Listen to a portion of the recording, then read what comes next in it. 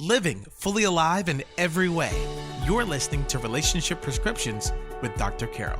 Hi there, friends. It's Dr. Carol, and welcome again to Relationship Prescriptions. If you're married, let me ask you, how are you and your spouse when it comes to money? Are you on the same page? Do you end up fighting about money? Does one of you like to spend a lot and the other save a lot? Is that a conflict area in your relationship? If so, you are not alone. So many couples struggle in the area of money, finance. It has been named, money has been named as a top reason for divorce. And it doesn't have to be that way. I have a special guest, Pastor Nnamdi Operanozie, who is an expert in money and finance, and specifically, we're talking about money and relationships, money and marriage. This is one of those hot button topics, a really, really big deal. If this is a challenge between you and your spouse, you will want to stay tuned. I am blessed to be a part of Celebration Church here in Georgetown, Austin, Texas. Pastor Nnamdi Operanozie is the stewardship pastor here at Celebration Church. I have been repeatedly impressed by how his clarity and biblical perspective on these issues is such a blessing. And I'm thrilled that I can bring you this conversation. So without waiting any further, here is my conversation with Pastor Nnamdi about money and relationships. Well, Pastor Nnamdi, it's a pleasure and an honor to have you here with me on this program. Thank you. Absolutely, Dr. Carol. Thank you for inviting me. I've been looking forward to it. Now, as the stewardship pastor, maybe let's just start with you giving an idea about how this area became interesting or important to you, what brought you to focus on the stewardship area of our Christian walk. Absolutely. So I have a pretty extensive background in finance and accounting. I went to UT's business school and got my degree in finance and accounting, and then I transitioned to New York, where I was in corporate finance at IBM for several years. And then I just fell in love with the local church, and I had an opportunity to match my gifting in finances, accounting, and stewardship with the vision and mission of the local church. So I've been here at Celebration Church now for 4 years, and just absolutely loving, helping people. I like to sum it up with helping God's people manage God's money, God's way. That's great.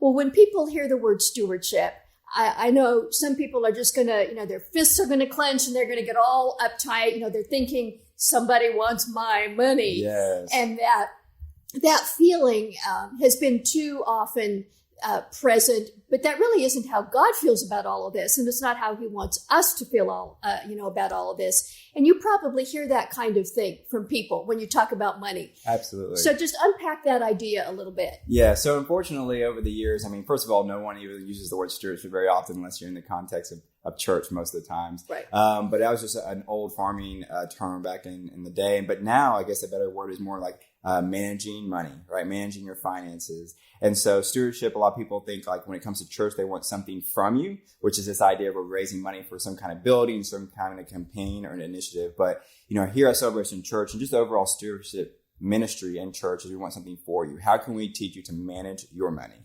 Right, and manage that money well that God's given to us. So, over the years, that's something that we've kind of had to fight against. As far as in the regards of stewardship, is no, let's teach you how to be good managers of what God's entrusted all us with as well. Same thing when it comes to budgeting. A lot of people hate the word budget, but budget is instead of wondering where your money went at the end of the month, you're telling it where to go at the beginning of the month. So it's just reshaping those terms to be more of today, and that they're here to help people. I like how you twisted that around, that we're not asking for something from you. We want something for you. Yeah. And isn't that how God deals with us? Absolutely. Yes. He entrusts us with so much. It says everything, even the cattle on 1,000 hills belong to him, but he is a generous God, a giving God, right? And so I always like to use this analogy. He wants us to have an open hand, right? And the open hand allows us to release the things and the stuff and the people that we steward, but it also allows us to receive it as well. And so that kind of mindset and mentality, it just sets you up for success in finances, relationships, time, talent, all those things in life.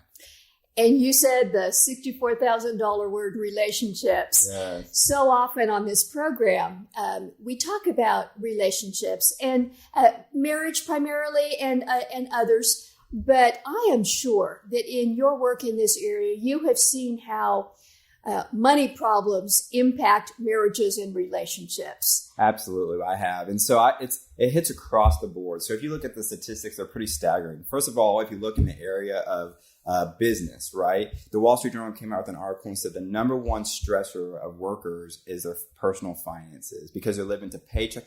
So when they get on the job, they're less productive. They don't have great relationships at work because they're worried about their finances. This continues in from a biblical perspective. Proverbs tell us that the borrower is slave to the lender. Yes. Right. And so when you have a ton of debt that oftentimes you get into, not on purpose because you don't really learn about it early on in age, but instead you get into student loans, credit cards, auto insurance, like you start to realize you are a slave, right, to the lender. I like to say that your past obligations of debt often prevent you from taking part in future opportunities that are laid before you.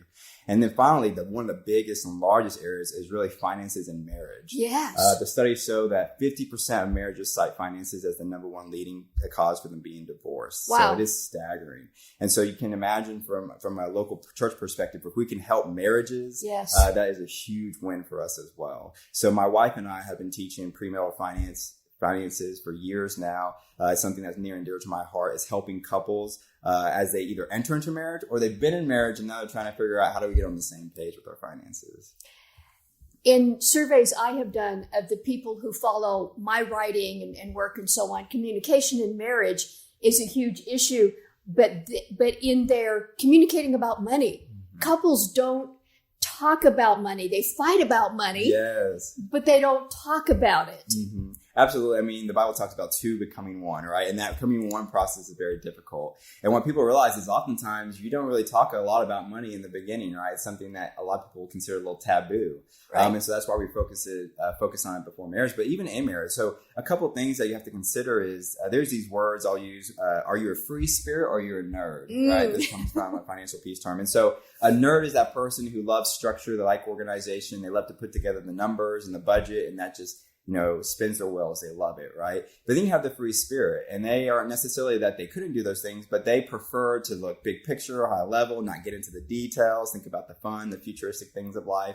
And so oftentimes opposites attract. Sure. So you have a nerd and a free spirit who are in marriage together, and they don't realize number one, that they're those things, right? And it causes a lot of friction and tension. So one of the key things we try to help is to help people understand, well, what's your perspective on money coming into a relationship? Any relationship, and then how do you get on the same page? It's not necessarily a right or wrong, but it's understanding each other's perspective. So as a team, you can come to a really good decision financially. That's a great perspective, that you're not trying to tell the other person the way they feel about money is wrong, but understanding that feeling is part of their personality. Absolutely. And I think what you're highlighting too, Pastor Nnamdi, is money is almost always about more than money. Yes. It's not the dollars in the bank. Yes. It's what it means. Absolutely. I mean, the Bible tells us, where your treasure is, your heart is also. There's a connection there. And so a great example when you talk about feelings is what people don't realize is that your level of risk can be different too. So I'll give you an example. You may have a husband who comes into a relationship who's like all about taking risk and wants to take the charge. And then you may have a wife who's a lot more conservative. And so it's not a right or wrong. It's just the perspective. And especially in the context of marriage, the goal is to be on the same page and go in the same direction. Mm-hmm. So how do you talk about those things so that you know the words and the vocabulary so that you're talking about the same thing and you can move forward? I mean, one of the biggest wins, for a married couple is that they're just on the same page, going in the same direction. Whether it goes good or bad, they're a team, right? And that they'll get through it one way or the other. Addressing the financial needs and goals rather than fighting each other. Absolutely. Addressing the issue from the same side, moving in a direction, not attacking each other. Yes. And just spending the time trying to understand each other's perspective. Because when you hear it, it makes a lot of sense, but a lot of times in marriage and in relationships, when it comes to finances, people just don't talk about it. They kind of isolate themselves, but when you can talk about it and get on the same page ahead of time, it's a lot easier. I mean, I've met with couples all throughout my time in ministry. And I've met with a couple recently who the husband was in charge of the finances. The wife wasn't so much, but when they got together trying to look at it, there was a different perspective on how things should have been spent, you know, and nobody does that on purpose most of the time. But what they're trying to do is if you can have the discussions, we call it a monthly meeting, a monthly committee meeting with the free spirit and the nerd, you can get on the same page before it all even starts and says, hey, this is where we're trying to go together. And it's actually a huge win for the marriage. Like it's a goal that you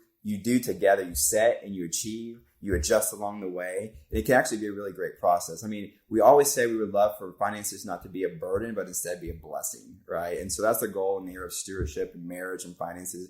Let it be a blessing for you in your marriage instead of a huge burden that you never want to talk about. Yes. Yeah, I'm sure you're dealing with money both in the business world and now in ministry. You see that people come to this topic with some perspectives and habits that are very different from the way God looks at money. Mm-hmm. What would be a few of those key areas that maybe we should check our own attitudes and practices? Are they really in line with how God looks at money? Yes. So, I mean, the first is the priority, right? So priority of what's important. And so a lot of times when it comes to money, it's always looking backwards. Like we did what we wanted to and we looked backwards and said, okay, what happened? But if we set priorities first and foremost, that helps us align. And so my family personally, we look at our priorities through 4 kind of steps. The first is through our relationship with God. You know, how is money reflected in our relationship with God? How do we spend our money? What does God's word tell us about money? And so for us, you know, we are aligned with this idea that our first fruits, our first 10% go to the Lord.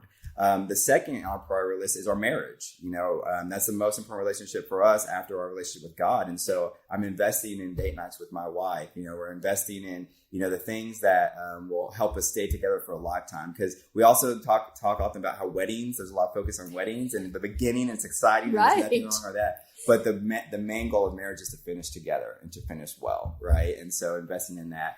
Then we go down to our next priority is our children, and then our ministry or vocation. So I know I've heard different, you know, I like that framework for us because it helped us not only determine what we're going to do with our time, with our treasures, but our time and our talent as well. And you have illustrated so well what I like to say sometimes, that if you want to know what's important to you, look at your checkbook and your calendar. Absolutely. You hit that right on the head. And so, one of the big things about the finances is, again, it's just tracking it. A lot of people, the way they track it is, okay, just before payday, do I have any money in my account? So they have no idea where the money's going. But you'll be amazed whenever you meet with people, especially couples who haven't necessarily been on the same page. And when you sit down and you actually write it down and say, okay, this is how much money we're spending here and there, they won't even agree with it. When they see that 20 or 30% of their budget is going towards food, they're like, I would never want that to be the case. But that's actually what's happening. So just getting together and talking about those things can make a huge, huge difference. Now, the whole topic of debt, you alluded to it real briefly when we talked about financial problems. And I'm sure many of our listeners will be familiar with Dave Ramsey and how strongly he fights against debt. Just talk about that for a minute, maybe from God's perspective, and then how that area of debt impacts what we're talking about right now in marriages. Absolutely. So it's all about like financial freedom, right? If we go back to what we said earlier, where the Bible says the borrower is slave to the lender. Nowhere in the Bible does it sit there and say debt is a sin. It just tells you that debt gets you in situations that make it very, very challenging for you.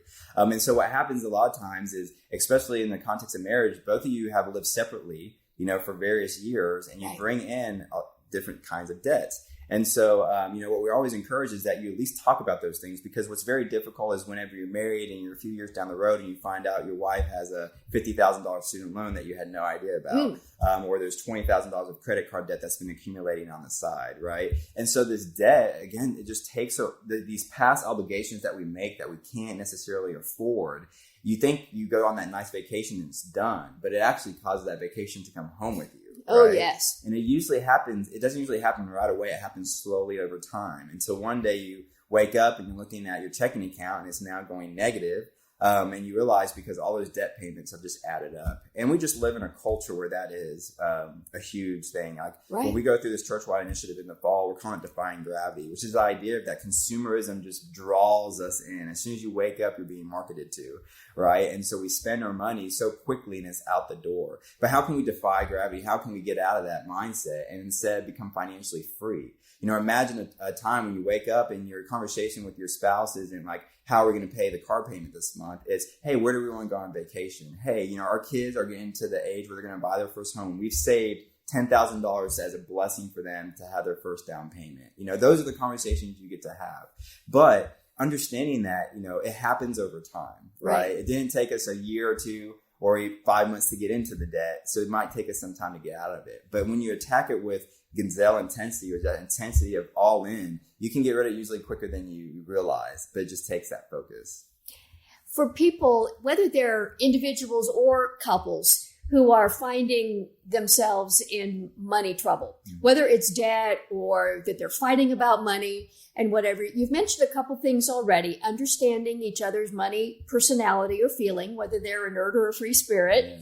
You mentioned talking about it, having conversations about finding solutions and how we're going to attack money rather than attacking each other. Any other ideas or points about how a couple could address these kinds of money challenges to change the environment in their home around money? Yes. One kind of small thing and then one kind of overall strategic thing. The small thing is as simple as a couple, decide ahead of time how much money are you willing to spend without having to talk to the other one. So for example, like if you're on a super, super tight budget, then if you spend more than $100, you may be like, hey, we need to talk about that and have that decision. Yeah. Or maybe you're in a place where you make a good amount of money and you have a little bit more comfort zone. You say, okay, anything over $1,000 we need to have a conversation about, because that prevents this situation where you're thinking you're okay to spend the $100 or the $1,000, but your spouse, when they see it, are like, what just happened? And they're frustrated, right? And sometimes that can happen in where the spouse doesn't communicate it at first and kind of builds up over time, all these. So just getting on the same page, even with as little as, what's that mark for us that if you spend it without me knowing, I would be uncomfortable, and just coming to that. And addressing that so that resentment doesn't build up. Exactly. And then two, overall, like we're as a church in the fall of this year, and just less than 30 days, we're going through Financial Peace University. It's a world-class curriculum, content. Over 5 million people have gone through it. We've been working closely with the Dave Ramsey team, who have been fantastic. And it's just a great way as a couple, as a married couple, to get on the same page, because sometimes when one comes to the other, it's a little bit more difficult. But whenever you have an external voice talking to you about it, then you two can talk about it and about what you think and how you want to handle it in your marriage as well. So, we as a church are going to be taking, we have 180 groups, almost 300 leaders who have dedicated 9 weeks to go through this together, so that they can sit there and say, hey, we want to help individuals, we want to help married couples, we want to help young people, we want to help people in their golden years figure out how to best manage their money well. When you came to a college class that I was teaching last semester, and thankfully you filled in for me when I had to be away, but the students rated the information that you gave them among all the guests that we had in the semester. It was tops. They loved and appreciated what you had to share. And I think these principles, when you understand that there are foundations underneath money, that money doesn't have to be a stress, that it can be a blessing, as you started out with, it changes not only your checkbook, it changes so much else in your life. Absolutely. Oftentimes money is just manifesting something that's behind it, just like you said, Dr. Carroll. So I went to a Stewardship conference, and one of the people there were sharing a story of a young woman who was successful. She was living in Chicago, a part of a prestigious law firm, and she was making $300,000 a year. So this particular stewardship pastor sat down with her, and they were looking through her finances and realized she had almost nothing in savings. And he's like, how can you be making 6 figures and have nothing at the end of the day?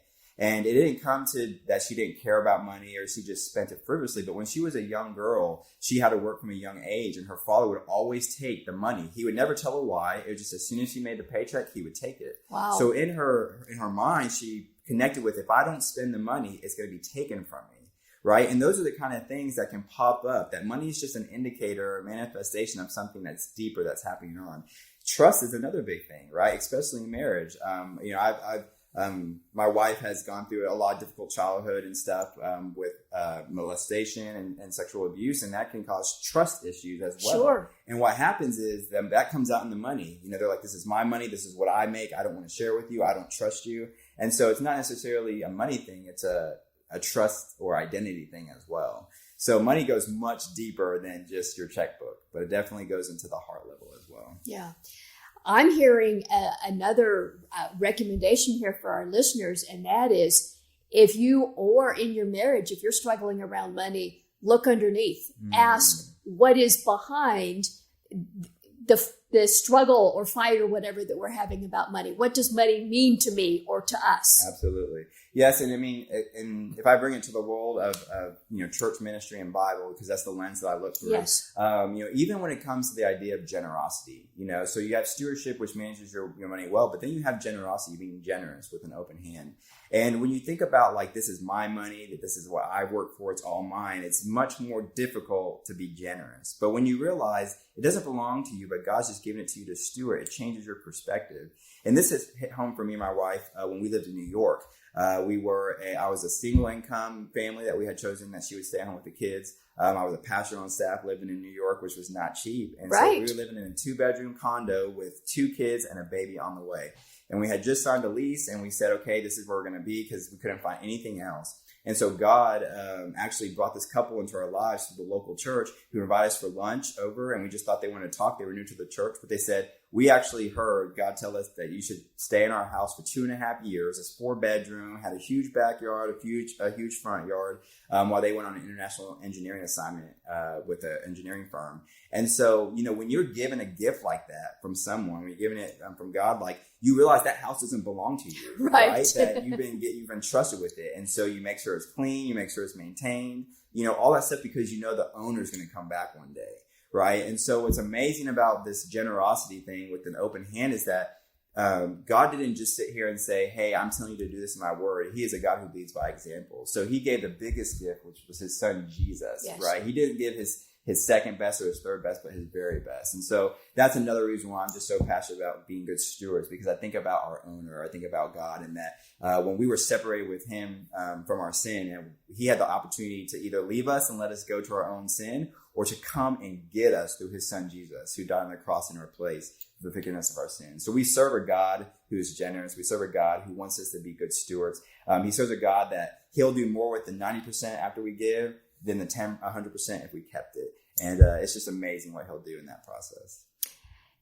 Last question, Pastor Nnamdi. Have you seen couples that were on the verge of collapsing because of money stress, learning how to deal with money in God's way, and it impacting their marriage for the good? Yes, absolutely. I mean, actually, recently, within this last 30 days, I met with a couple who, one of them happened to be spending a lot of money that the other one didn't know about. But it got to the point where they could no longer make their mortgage payment, and they had missed 3 or 4 months. So now it hits home, literally, because your house could, be evicted. And so obviously it's a very stressful situation, because you're not only dealing with the money situation, like we said earlier, you're dealing with the trust situation. And so they sought counsel, right? The Bible tells us that there's wisdom in a multitude of counsel. There's safety there. And so I met with them recently, and we sat down and we looked at their budget. And we got on the same page. We put their priorities in order. We got everything set up, a debt snowball, which is another term from Dave Ramsey. And now they're excited. They have hope, right? They went from a situation of despair and hopelessness to financial hope, right? And so that's the huge thing in marriage, that when you can get this down, when finances and marriage, it can change your entire marriage across the board, because you are on the same page. Something that touches every area of your life is now being resolved. And it really helps with that too, becoming one process. Well, thanks so much. I just want to let our listeners know that I get no benefit from talking about Financial Peace University, but it's something that has helped untold numbers of people turn these problems around. We can certainly recommend that. The link to that will be in our show notes. But Pastor Nnamdi, it has been such a pleasure and a blessing to have you here today. And thank you. Thank you, Dr. Carol. I hope that was encouraging. Money does not have to divide you. It can actually bring you together. If you and your spouse can see yourselves as being on the same side, looking at money as a third thing, and working together for a solution, you can get so much farther. I know that those tips Pastor Nnamdi shared can help you do that. I'm going to have a couple links in the show notes for this episode One is to Financial Peace University. You heard Pastor Nnamdi reference that. I get no benefit from you joining Financial Peace University, but I think it is such a blessing to so many that I want to point you to that. I am also going to put a link there to my book, Healthy Conversations, Healthy Communication in Marriage. Money is one of those things that couples have a hard time talking about. And if talking about this is a challenge for you, going through this Healthy Communication in Marriage resource can help you make progress there. This is a digital book. It's something you can download and get immediately, and will help you understand principles of communication, including talking about money. If you go ahead and get Healthy Communication in Marriage, one of the bonus pieces of material that you'll receive is a specific worksheet about talking about money to help you have those conversations with your spouse. So look for that in the show notes, or you can send me a message. You can also go to our website, drcarolministries.com/talk. That's drcarolministries.com/TALK, and find out more about that resource. Thank you so much for being part of our podcast family. And until next time, may God bless you. Thank you for listening to Relationship Prescriptions with Dr. Carol.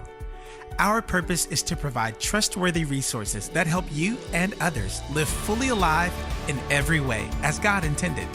If you would like to help others experience transformation in their lives and relationships, we invite you to partner with us. Text the word GIVE, that's GIVE, to the number 512-980-1620. Or visit our website at drcarolministries.com/donate to make a one-time contribution or monthly gift. Your financial support allows us to expand our message and to help others. Thank you so much, and may God bless you.